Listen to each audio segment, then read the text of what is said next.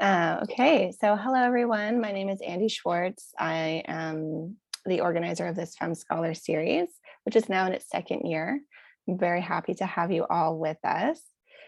Before I introduce our speaker, I just wanted to take a moment to acknowledge where I'm calling in from today, which is Toronto, Canada, a place originally known as Toronto.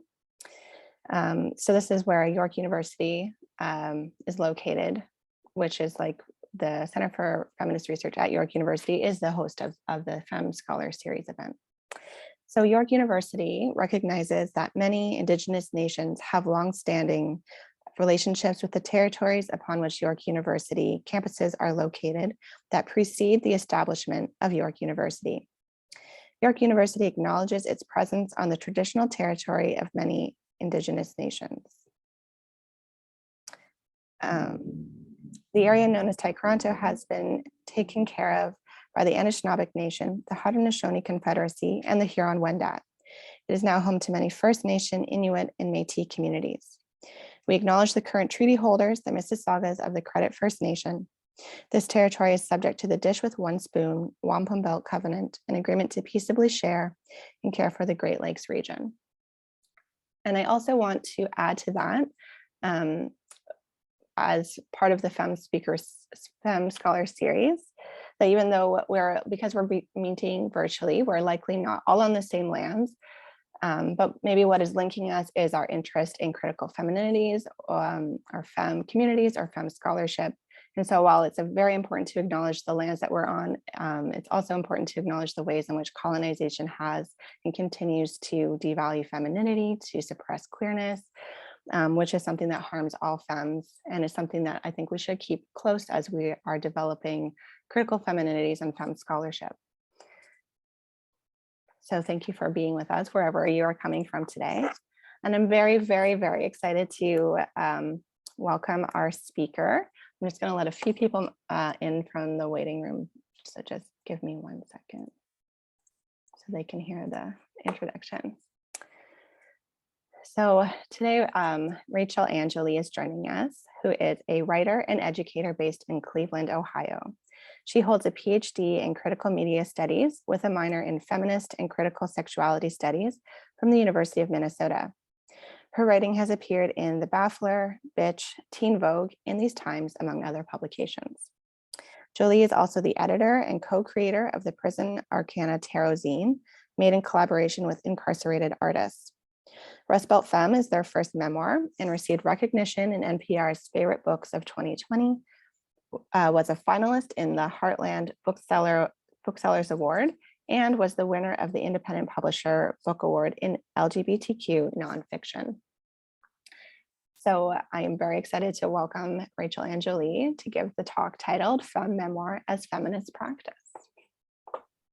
Thank you so much for that introduction, Andy, and for the invitation to be here. Thank you to the Gender Feminist and Women's Studies Graduate Program, the Culture and Communication Studies Graduate Program, and the Sexuality Studies Program for helping make this possible and having me here. I'm really, really excited to be in conversation with the group of people that I assume is drawn to this kind of series. So thanks all for being here. I'm really excited for the discussion portion. So I thought I'd start just by giving a little bit of background on how this book sort of came to be.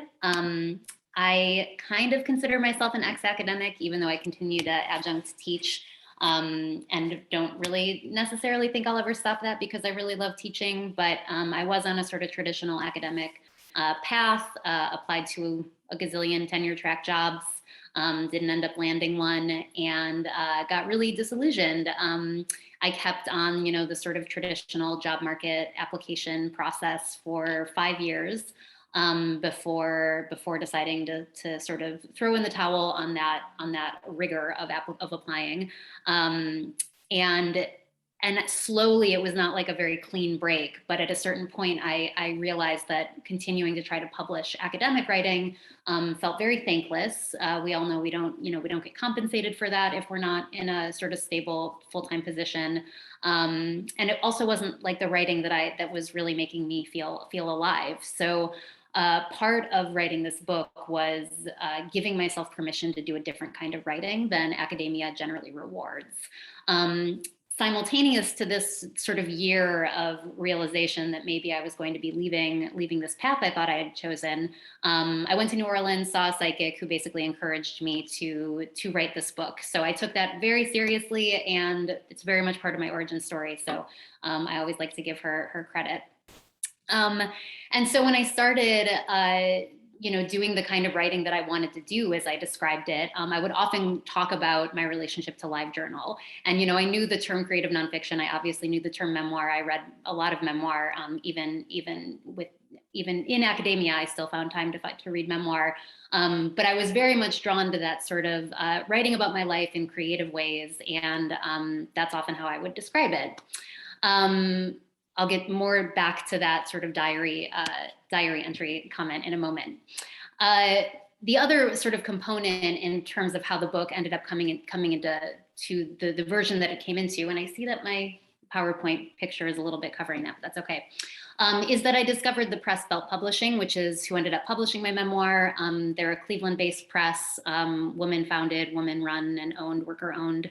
And they mostly published general nonfiction about the region. They had some sort of creative anthologies with more creative nonfiction in it. And it became clear to me that I wanted to write about my life, that like the LiveJournal thing that I mentioned, and that I knew that if I wanted to publish with Belt, that I wanted to base it in Ohio. And I actually meant to say this earlier, sorry. I'm speaking from Erie and Mississauga land. That became very important in writing about Ohio, of course, is writing about occupation and stolen land. So my life in Ohio, I lived there from when I was born to when I was 18, and had enough distance from it at this moment of leaving academia that it felt like a time in my life that I could write about with more craft, that it wouldn't necessarily feel as raw. I had enough time that I had processed it. And I knew that I wanted the land to sort of ground what I wanted to talk about, which was my increasing realization that my childhood growing up in and out of poverty really shaped my femme identity. So I'm just going to read the little blurb that my press gives because I think they did a good job summing up the story. So Belt Femme is the chronicle of my survival. Fearlessly honest, wry and tender. This feels weird to read, but again, they do a decent job with the summary. Jolie, I don't remember what that word is, talks about the pain of past traumas and the joy of teenage discovery, to craft a love letter to the brassy, big-haired women who raised her and the 90s alternative riot girl culture that shaped her who she is today, a queer femme with PTSD and a deep love of the Midwest. So that became sort of the intersection of what ended up coming out in this book, was grounding it in my relationship to the land and the economic conditions that I grew up in, coupled with the sort of poor, quote, trashy women that I grew up around, and also my relationship to music and activist subcultures in my later teenage years. So I'm gonna kind of come back to some of these themes in a moment, but that's some background. So speaking of memoir and our lovely host, I hadn't, prior to writing it, it's been a beautiful process of having a lot of realizations after the fact of writing it, rather than in academia. I feel like you sort of go in with a plan, you go in with the frameworks you want to use. And it kind of happened backwards for me. My realization that I was drawn to memoir and that might have something to do with me being femme really came out of a conversation that I had with Andy when we first met during an interview. And this is from Andy Schwartz. Memoir isn't exactly considered literary, especially when written by women. It is dismissed for being confessional and artless, just as women and femmes are demeaned for being too emotional, for being too much in general. And so I had that sense. I felt, as soon as I started telling people that I was writing this book, I felt this sort of intrinsic need to start to defend memoir, especially to my academic peers. It felt, all of a sudden, I felt really self-conscious about the fact that I was going to be writing this style book. And it was so beautiful to find a community of femmes who had been thinking about this already. So I want to obviously give credit to folks who have thought about this before me in those ways. But it really started to make sense to me that I was drawn to, I'll go back to that sort of LiveJournal conversation. drawn to that kind of sort of diary style, dismissive, fluff kind of writing, but wanting to give that legitimacy without apology. And so grateful for this conversation with Andy. In addition, although I think it's really important to, I'm going to jump back here, to say that like diary entries and fluffy writing is great alone, I do still feel compelled to defend memoir as something that is actually more expansive than simply a live journal entry. Partly because memoir is inevitably going to share and shed light on our relationship to the world around us and not just us as individuals. So memoir is a practice of writing about the self, but the self is not one thing. We are intersectional, contingent, and interdependent. We, of course, become who we are within and against systems of power. We become who we are in relationship to other people. And memoir isn't autobiography, so it's not sort of a linear, tale of somebody's life start to finish. It's a lens into one aspect of the self or identity that helps us better understand our relationship to the world around us. And all of those things feel really meaningful as a feminist scholar and as a feminist activist, to keep rooting struggle and our relationship to oppression in our personal lives. And I'll talk more about that in a moment too. So to unpack intersectionality a bit, surely I'm assuming most everybody on the call is familiar with the concept of intersectionality. Legal scholar Kimberly Crenshaw very importantly brings up this term to when she realized that there wasn't a way in the legal system to name discrimination on the basis of both gender and race. Instead, there was this, ostensible separation that either gender or race. And she said, no, these things interact, they matter together. That's super important. Often when I teach intersectionality to my students, I'll use something similar to this little image on the left where it's sort of explains that we all have an identity, but it's not that we are just a woman or just our race or just our class, but that these things intersect and therefore they complicate our relationship to systems of power. I love intersectionality. It's a great tool. I think we should all, stay committed to it. And also Jasper Puar, I'm going to explain this Italian salad dressing in a moment, I promise. Jasper Puar, as some of you surely know, also sort of critiques and expands this notion of intersectionality by really naming that intersectionality as a theory some kind of concretizes and stabilizes identity categories that are sometimes more fluid. This is from an interview she gave about terrorist assemblages, which is what that theory of that critique of intersectionality comes from. She says categories, race, gender, sexuality are considered through an assemblage lens, are considered as events, actions, and encounters between bodies, rather than as simply entities and attributes of subjects. So that felt really important. And this Italian dressing bottle, one thing that really helped me make sense of Jasper Puar's critique was being in a graduate seminar with a good friend of mine, who I'm going to tell you more about in a moment, who we were all a bunch of feminist graduate students sitting around a table trying to make sense of a pretty dense theoretical text. And all of a sudden, this fellow working class femme dyke picks her head up and she's like, did you guys eat like Italian dressing? Like you shook up Italian dressing. We're like, yeah, some of us were like, yeah. And she's like, I think that's kind of what this is like. Like, it's not lines intersecting. It's like all those little flakes, like those are identities and they're moving all over the place. And sometimes they get like at the bottom and sometimes they're at the top. And like, I think it's like Italian dressing. And I was like, oh yeah, that makes total sense. So I always think of assemblage.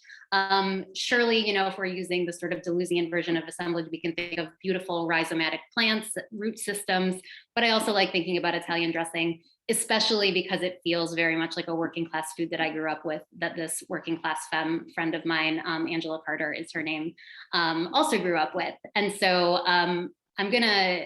that's relevant in a moment, but to focus on this for a second, this feels important in the memoir, partly because I'm telling a story that explains identity shifts, particularly a queer story. It's very much marketed. My press kind of markets it as this, sort of queer story.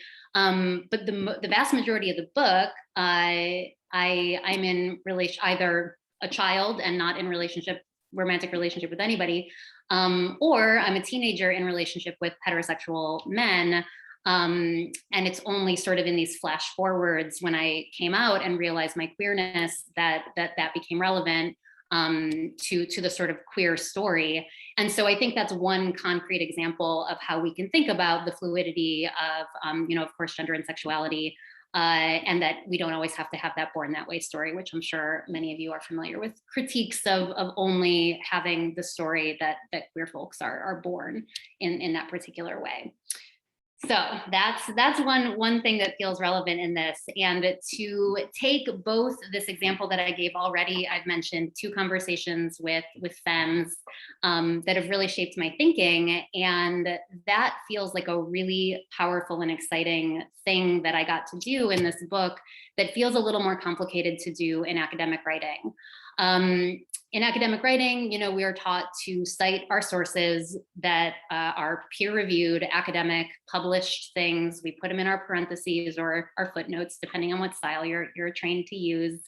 And rarely do we get to sort of bring in conversations and experiences. Feminist scholarship obviously has been challenging that since the beginning of feminist scholarship existing in the academy by insisting that the personal is political. And yet, I still think there's a lot of room for things like anecdotal conversations to come into scholarship. But in my book, I was really able, I felt like I had the space through storytelling to really allow that to flourish. So I think about this as a citation of relationality and epistemology of kinship. Memoir allows us to use storytelling to demonstrate how we learn about the world and ourselves through other people, rather than relying on published citations. We can tell the story of a conversation or an influential friendship to explain knowledge production. So throughout the rest of this presentation, I'm going to read a couple excerpts just to demonstrate how these things kind of came into fruition. And especially because, again, I didn't go into it necessarily like saying I'm going to write this anecdote as an epistemology of kinship. It was a sort of a reverse process than usually how it works in academia. It was all very organic writing, the way that creative nonfiction has always felt for me.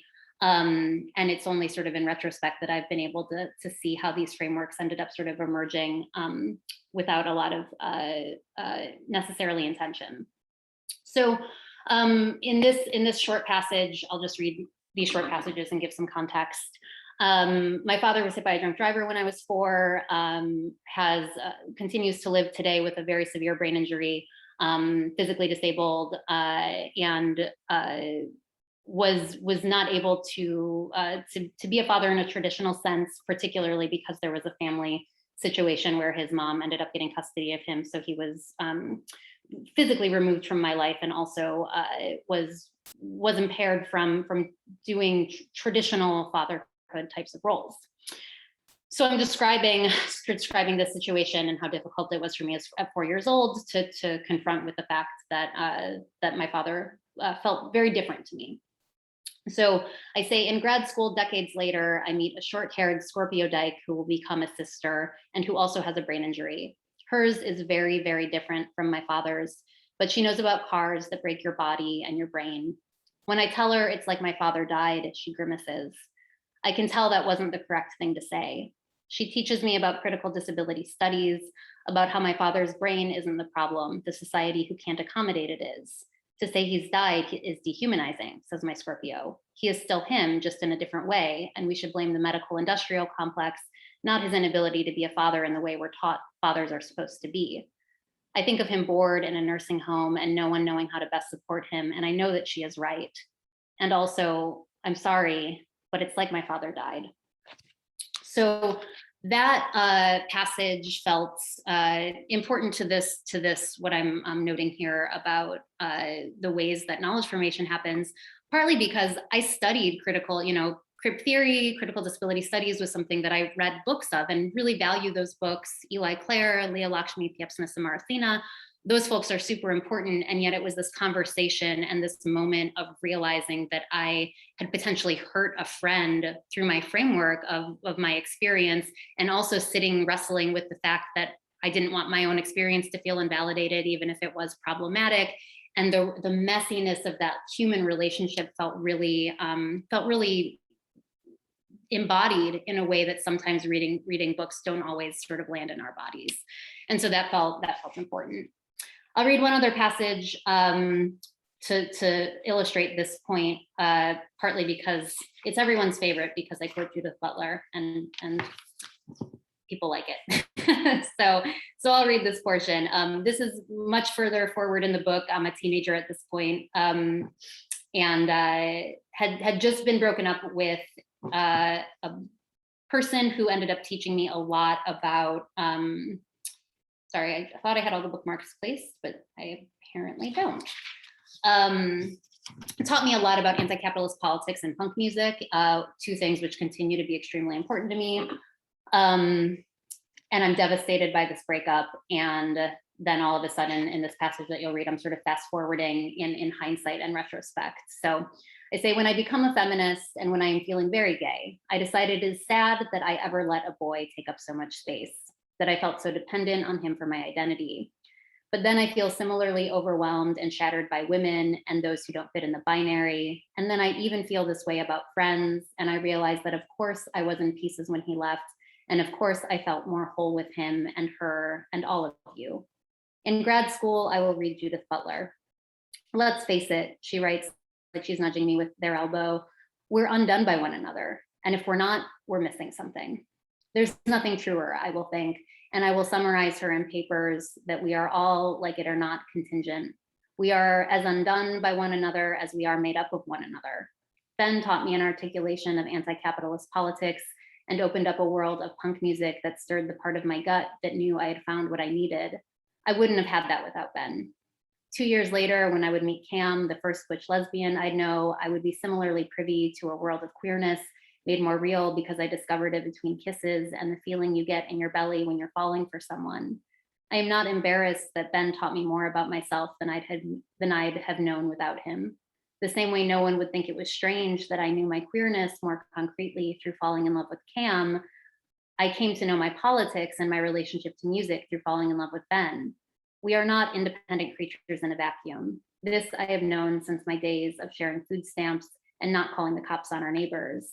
Instead, we are constantly bumping up against one another, picking things up that we wouldn't otherwise, realizing what we love and who we are through someone else's experience of them. And this, I think, is more than just tolerable. It's a beautiful reminder that we need each other. So that's another moment in the book that I think really illustrates this, this space that, again, I think memoir really allows us to have, but I think is something, again, feminist scholarship has always attempted to assert, and I think could even allow some more space for that, for those anecdotes and those conversations and those relationships, romantic or otherwise, that really help us think about how we see the world and understand ourselves. So in addition, all that said, all of those things said, books and theory and all of those things also matter. I'm going to take a sip of water and keep talking more. So to reiterate, as I've mentioned a couple of times, of course, we all know the feminist mantra that the personal is political, and writing about ourselves in a way that acknowledges our relationship to power and each other can be a powerful demonstration of that. For me, theory doesn't make sense to me unless it's political and about liberation. And so for me, auto theory, we can't talk about that without talking about sort of activism, organizing, and other liberation struggles historically and contemporarily. And so that's why I'm infusing these two together. And of course, auto theory has become made even more popular as a term by Lauren Fournier, who just put a book out about that within the past year. And it, as it sounds, is the commingling of theory and philosophy with autobiography or memoir. And of course, that's because we are also shaped, in addition to those relationships and conversations that I talked about, of course, we're also shaped by the books we read and by those frameworks that, you know, my conversation with my Scorpio was because she'd done reading that helped her think about that. My conversations with this ex-boyfriend was punk songs he'd listened to that gave him political ideology. Lauren Fournier describes this as one way she describes it that I really like is personal, theoretical, incidental, and gut-centered. So really taking all of the frameworks that we consider academic and scholarly rigor and rationality and sort of turning those on their head. Fournier mentions this and would be very, must be noted that it was feminists of color scholarship and activists that really named this personal as political most explicitly, and perhaps most concretely is through the Combahee River Collective, who of course coined the term identity politics before it got all messed up in the ways that it's misused today. So I'm going to run through a few examples of feminists who I found really setting the groundwork for the personal as political and writing about that and doing organizing and activist work around that in really beautiful ways. So starting with the Combahee River Collective, just a short passage from their official statement as an organization. A group of Black women in the 70s who were trying to bring more of an anti-capitalist analysis to liberal Black feminist spaces, and also bring a gender and sexuality analysis to Black liberation spaces that didn't have that gendered lens. They say this focusing upon our own oppression is embodied in the concept of identity politics. We believe that the most profound and potentially most radical politics comes directly out of our own identity, as opposed to working to end somebody else's oppression. In the case of Black women, this is particularly repugnant, dangerous, threatening, and therefore revolutionary concept, because it is obvious from looking at all the political movements that have preceded us that anyone is more worthy of liberation than ourselves. And so I always want to be careful not to appropriate and steal identity politics for non-Black people, particularly since it was coined for and about Black lesbian women in particular. And also, if you read Keeanga-Yamahtta Taylor's interviews with some of the Combahee River Collective members that was just published about 5 years ago, I think, 4 or 5 years ago, the group themselves talk about this as an expansive tool, liberation framework that everybody can sort of engage with, and also in a way that still centers the most oppressed people under a system of capitalism, white supremacy, and heteropatriarchy, cis heteropatriarchy. And so again, just noting that I'm not trying to just take that and apply it to myself, but to note and ground this term with the sort of expansive permission of the members to say that this is a valuable thing that anybody invested in radical liberation work can benefit from thinking through. Other important feminists who have reminded us just how deeply the personal is political is, of course, Sylvia Federici and all the people involved in movement work trying to reframe reproductive labor as valuable, thinking about the wages for housework campaigns, Marxists and anarchist feminists who have talked about the ways that capitalism depends on reproductive and domestic labor to enable our economic system to function, and so on. I'm going to run through these a little quickly. I'm just checking time here. Cherry Moraga and other Latinx feminists have also demonstrated this beautifully, in particular in the academy, in really insisting on personal storytelling as part of their scholarship. I captured this from Moraga's La Guerra, partly because she starts off with an Emma Goldman quote about personal experience and I'm going to talk about Emma in a second. But you can see after the Emma Goldman epigraph, you can see that her very first paragraph of this academic essay is her positionality, which is, feminism 101. We have to state our positionality so that we know that we're not, quote, objective researchers, right? So she talks about being the well-educated daughter of a woman, a woman who by the standards in this country would be considered largely illiterate, names her parents' lineage, and so on. And then Emma Goldman, a very influential person to me, anarchist, rabble-rouser, anti-capitalist, feminist, who one thing I really like to pick out about her when I think about memoir writing and the role of personal experience in feminist struggle is when, you know, she lived this incredible life doing wild things, including, you know, trying to bomb capitalists and going to jail and giving fiery speeches about anti-capitalism, free love, all of these things very ahead of her time, anti-prison stuff. And yet when she was asked to write her autobiography, instead of this paragraph that I'll just summarize for you, instead of sort of turning to, you know, all of her vast knowledge of both European and US political struggle, her experience in activist and movement spaces, she asked all of her friends to send letters that she had written them back to her so that she could remember what she wrote about how she was feeling about everything. And I really love how this really just like held up in really like radical militant spaces woman wanted to tell her story through her recollection, her memories of her feelings about these moments rather than sort of the facts of struggle. And so she is another person that I think really demonstrates this beautifully. So I'm sort of nearing the beginning of the end of my version part of the talk before I open it up, because I'm really excited to talk to all of you. But again, as I see auto theory really only relevant, to quote Marx, you know, philosophers, oh shoot, now I'm going to mess up the quote. Philosophers want to understand the world, but the point is to change it, something like that. And so for me, we can't, and any good feminist scholarship, you know, would agree that if we're thinking about auto theory as a useful tool, we have to understand it in relationship to struggle.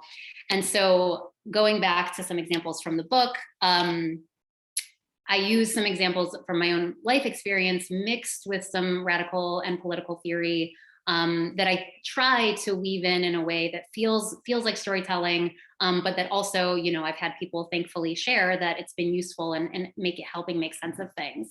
So let me just check time again. Okay, I think I'll have time to read a couple more passages, and then I have two more themes that I'll sort of pick out, and then we'll open it up. So another part of my experience as a punk activist teenager was working with the organization, grassroots, non-hierarchical, decentralized group Food Not Bombs. And it was a group that started for anti-nuclear power protests, and then sort of expanded into other anti-capitalist organizations. And so it was through that I had a sense of what reclaiming food and reclaiming space felt like and looked like. And it was later when I read David Harvey, Marxist thinker who talks about the commons, Sylvia Federici also of course talks about the commons, that I was like, oh, so this theory is explaining this lived actual thing. And that sometimes feels helpful too, to say when theory is actually very relevant to real life, and when you can connect it to this real thing rather than vice versa. So let's see. Sorry, my bookmarks were off again. Where is it?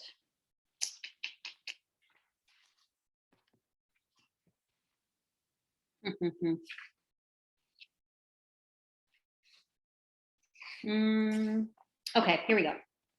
So explaining Food Not Bombs.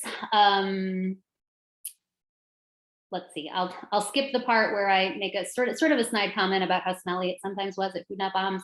Bless crusty punks' hearts. I was never a non-showering punk. But I'll skip to here. The point and what the punks aimed for was to blur the lines between the haves and the have-nots, is where I just come from. Unlike a soup kitchen with clean and tidy churchgoers who serve the poor, Food Not Bombs was about solidarity.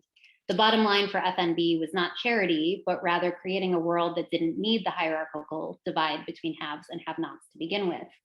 Taking food that would have been tossed out and using it to feed hungry people, the punks among them, Preparing food in a punk house and sharing it in the commons was all an explicit fuck you to capitalism. We didn't pay for the food, we didn't pay to rent a proper kitchen, and we didn't keep the eating behind closed doors.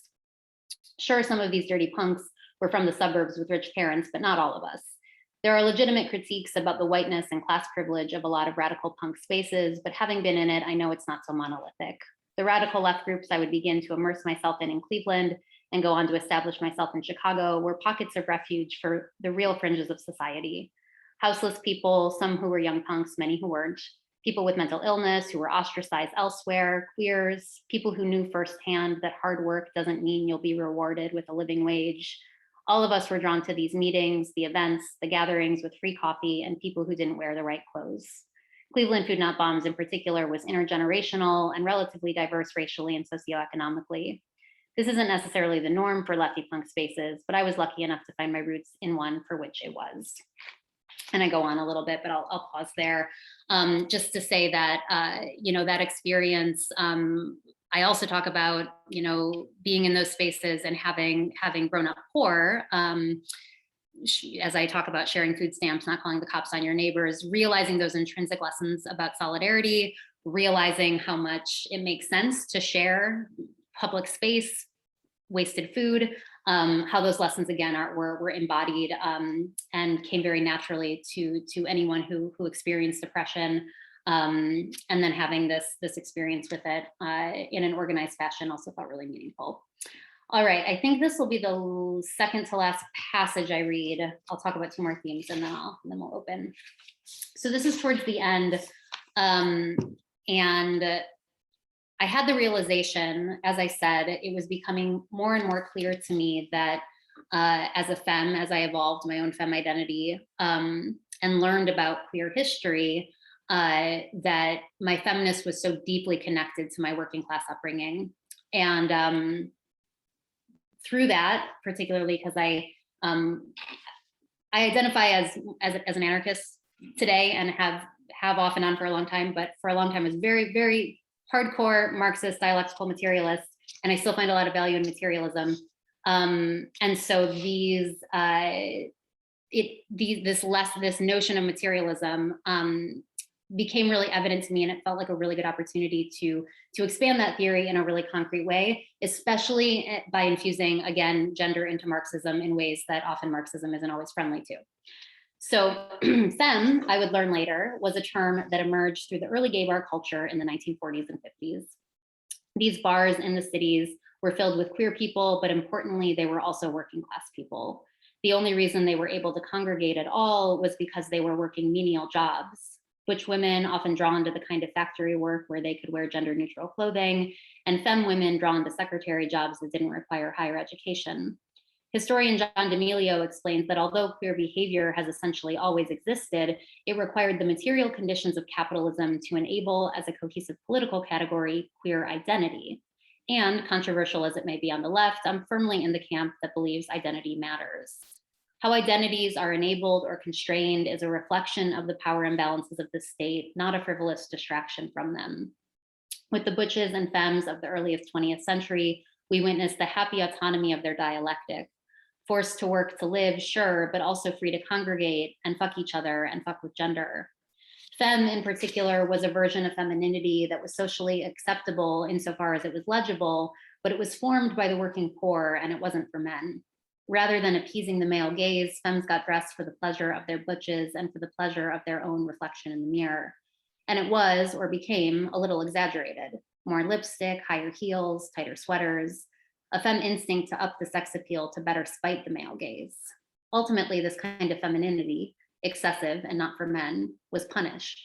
Sometimes overtly when gay bars would be raided and queers of all genders would be beaten and thrown in the backs of police cars, and sometimes more subtly as by the middle and upper class women who turned their noses up at the breast-hugging blouses, short skirts, big hair. The working class woman personifies the slut and so functions as to round the middle class figure of respectability, scholar Dean Hubbs writes. In fact, respectability exists only as a function of class distinction. It emerged historically as a property of middle class individuals defined against the masses. My femme ancestors were never afforded access to respectability, and they became the vanguard for us to be entirely okay with that. Dolly Parton is not queer, but there are a few above her on the list of agreed upon queer icons, particularly for drag queens and femmes. She told the story once about the town tramp in the small Tennessee town where she grew up poor. She says, I make jokes about it, but it's the truth that I kind of patterned my look after the town tramp. I didn't know what she was, just this woman who was blonde and piled her hair up high, wore high heels and tight skirts, and boy, was she the prettiest thing I'd ever seen. Mama used to say, oh, she's just trash. And I thought, that's what I want to be when I grow up. Trash. Not all femmes identify as trash, and being trashy doesn't mean that you are necessarily femme, but their commonality is a salient one, which is that they are both in the praxis of embodying the deviant. In Not Quite White, White Trash and the Boundaries of Whiteness, Matt Ray suggests that white trash positionality is a kind of in-between space in which the racist myth of white supremacy is made suspect through the disobedient poor whites who do not behave the way they ought to. Ray notes, in conjoining such primal opposites into a single category, white trash names a kind of disturbing liminality, a monstrous transgressive identity of mutually violating boundary terms, a dangerous threshold state of being neither one nor the other. Like the glowing lightning bug carcass, I talk about lightning bugs earlier in the book, neither dead nor alive, preserving in a way that is as beautiful as it is grotesque. And so, yes, I've come to use that word in an act of reclaiming, to celebrate the ways I and the women who raised me defy the logics of whiteness, a construct we all ought to be working to dismantle. I'm not saying the women I was surrounded by had any sense of this, nor that they don't still benefit from white skin privilege, but their unfit bodies and sensibilities were something I would later learn were undesirable, and that eventually I'd want to be undesirable too if it meant I didn't abide an oppressive system. And I was swimming in admiration for these women who were white, but not the right kind. They were overabundant in everything but cash, and I felt absolutely cradled by it. The femmes who had to work in turn of the century cities to survive under capitalism weren't so different. The ones who, upon situating themselves in their skirts and blouses on a chair behind a desk in an office above a factory floor, would catch the eye of a butch worker. The ones who discovered the possibility of pleasure in female masculinity. They were the femmes who left work to meet up with the butches at the bar, to make out in a bathroom or on the dance floor, and then later to take off their heels to throw them at the cops who beat their lovers for wearing more than one piece of men's clothing. They were the Black, white, and brown women who learned not only to endure capitalism, white supremacy, and heteronormativity, but to find joy in spite of it. They were the poor and scrappy women, women without whom I would genuinely be less free. So an opportunity, again, that's just part of a memoir. It felt sort of impossible to talk about my relationship and my conclusion and realization that I was femme without naming that relationship to history and Marxist analysis as well. So 2 more themes I'll pull out. Another important part of the book that was also very organic and something I realized only after the fact was that as I was writing, I would, as you saw in some of these spots, it would be, writing about when I was 4 years old, and then suddenly I'm in grad school. The next paragraph is, the story about grad school. Another really concrete example that only after the fact felt kind of intentional is that there's a chapter of the book that describes my experience with adolescent sexual assault. But the beginning of that book describes my contemporary relationship to kink and masochism. That as I was writing, again, I didn't necessarily have this realization, but has become an important part for me to sort of name both that sometimes people with trauma are drawn to BDSM, and also that we still don't have to pathologize that, even if it is related to trauma. And so that's another sort of fast forward present day to very past tense, back to present day skip that ends up happening. And what I ended up realizing sort of after the fact is that this was maybe not a normal way that not everybody necessarily thinks in these sort of back and forth ways, until I started reading more about theories of people who live with complex trauma and other forms of PTSD, as time travelers. So this is from Nicole M. Luongo, who says, traumatized adults remember childhood and adolescence differently than our peers. Rather than something that happened then, those of us with unstable or shame-based identities will struggle to feel that time has passed. We aren't refined travelers, so to mentally time travel becomes a convoluted process of discerning what is over, what is not, and who we've been throughout. And so again, thinking about another example of how when we think about knowledge, when we think about theory and frameworks, we also have to think about our body, thinking about the notion of body-mind as something that can't be separate. And I think our writing as scholars or memoirists or anything in between, and also in our organizing and other things we do outside of institutions, there's an opportunity to reflect that a lot of us move in these ways, and to be mindful and responsive to the fact that our bodies sort of exist in these multiple locations, and that sometimes that we can use that as a strength sometimes, even if it's often difficult and challenging for people. The last thing I'll say is just how much this process for me, and I think is true in my academic writing as well, but was much easier to pick up on when I was writing the memoir, is how much of it felt really like a spiritual practice, and how prior to considering myself an ex-academic, I would be really afraid to say something like that in a talk, to bring in spirituality, to talk about being a witch. That felt really scary when I was a graduate student applying for jobs and an early career academic. I wouldn't want to name that, and I felt a lot of empowerment and permission to sort of name that, to name that. I think partly because Memoir has felt like it's given me permission to do that. A lot of the book felt very channeled. It felt very much like I was having relationships to sort of ancestors. I have a friend who calls them ancestors of the path. So those femme ancestors, those working class femmes that I probably am not blood related to, but have a real strong connection to, feeling relationship with them, also feeling certain relationship with my bloodline, both in complicated ways for my undeniably violent white ancestors, as well as ancestors who also experienced forms of land oppression in Europe, and from where I have a lot of family from. And so there's one chapter that I think really illustrates that felt really meta as I was writing it, because I had this realization that I have a long lineage of people who worked with printers. And so I will read that and then conclude there and open it up for discussion. So this chapter is called "A City to Cover with Lines," and the little epigraph is "Break up the printing presses and you break up the rebellion." That's from Dudley Nichols. My great-grandfather worked at a print shop in Old Brooklyn, right outside of Cleveland.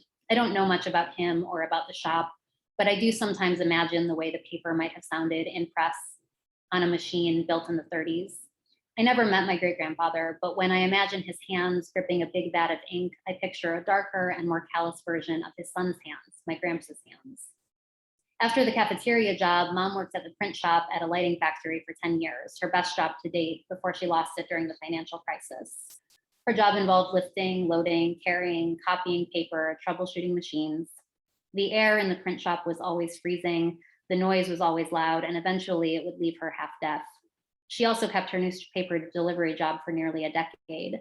She would arrive at the depot, compile the papers that had been printed moments prior, bag them, fill up her beat-up used Mazda, and go door to door, tossing newspapers into yards or in allotted boxes, and for the elderly subscribers, walking them to their door, sometimes bringing them groceries or shoveling their walkway when it was snowy.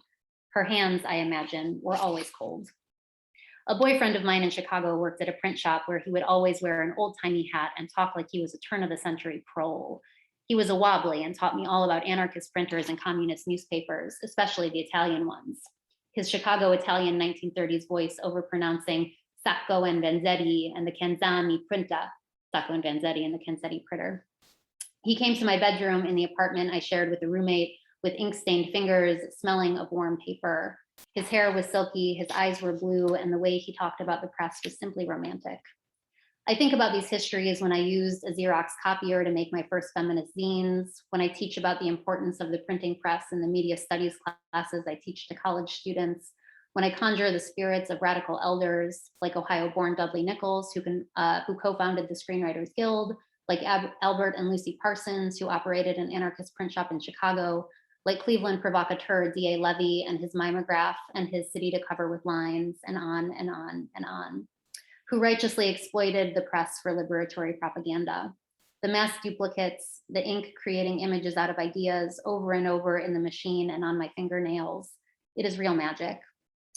The church and those in power made expert use of the printing press, weaponizing it to disseminate propaganda that declared magic and witchcraft inherently evil, writes feminist artist Vin Caponegro. Depictions of naked women, haggard shrews, and lusty temptresses were warnings of Satan in human form. Later, though, Caponegro notes, when the press was made more accessible to women, depictions of witches became more complex and often reflective of real life. When the press became widely available, it became another tool of witchcraft to manifest into being words and images that were once deemed impossible. I think about the way the press and these hands of my family, blood, and spirit are imprinted in my DNA and in these pages. The dexterity of clicking on a laptop that was a typewriter, that was a pen, the heat of brain and machine to create the duplicates of these words, these sentences, these paragraphs, these pages. I am full of this process before it's happened, I think, because of my ghosts. These legacies are such welcome hauntings. So I will conclude there on magic, and I would love to open it up for discussion and hear what y'all are thinking about. Thank you so much.